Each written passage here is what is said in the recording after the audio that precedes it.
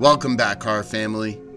The Christmas season comes with the generic bearers of holiday cheer and joy. But as horror fans, it is fun to romanticize about the darker shadow that hides behind that crooked snowman donning a Santa hat. With each culture comes their own traditions along with lore to be shared next to a warm fire and hot drink. The elders sharing their stories as warnings to the younger generation, beckoning them to be good for goodness sake. The Icelandic Christmas folklore tells of a twisted, monstrous family with a giant witch as their matriarch and a monstrous cat that attacks the destitute, her 13 sons acting as hoaxes on the last 13 nights before Christmas. So for this holiday season, I'm going to delve into a more obscure seasonal monster, Gryla and her Yule lads.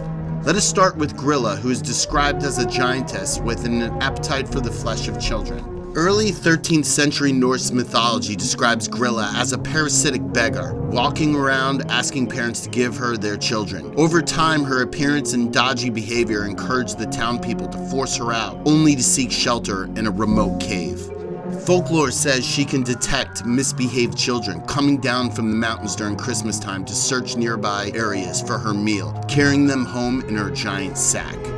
Gryla's cave, according to legend, is near the Dimmiborgir lava fields with her Yule lads. Early depictions of Gryla had her sons as homicidal monsters. Then in 1932, the poem Yule Lads was published. Each son is responsible for a reprehensible act. On concurrent nights, they lurch down the mountain to enact a certain terrible deed, such as eating sheep, stealing pots and pans, eating cows, and attacking people with meat hooks. In modern times, the Yule lads have also been depicted in a more benevolent role comparable to Santa Claus and other related figures. They leave small gifts and shoes that children place on windowsills, but if the child has been disobedient, they leave a rotten potato in the shoe instead. Their Yule cat is a huge and vicious cat who is described as lurking about the snowy countryside during Christmas time and eating people who have not received any new clothes to wear before Christmas. He is the house pet of Gryla and her sons. Ancient tradition accounts that the Yule cat as a threat by farmers as an incentive for their workers to finish the autumn wool before Christmas. Ones who finished would have new clothes, but those who failed would be easy prey for the monstrous beast.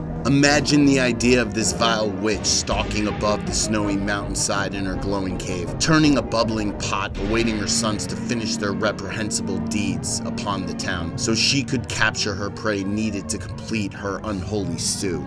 This harridan and her troll children, accompanied by their feline beast on a cold Nordic night, casts evil across a time reserved for cheer and giving, the wicked side of merry festivity, wanting of spoiled and bad children to peel away from their comfort and familiarity as examples for obedience and polite behavior. So better not pout or better not cry, because I can promise you that if you do, Santa will not be the one coming to town.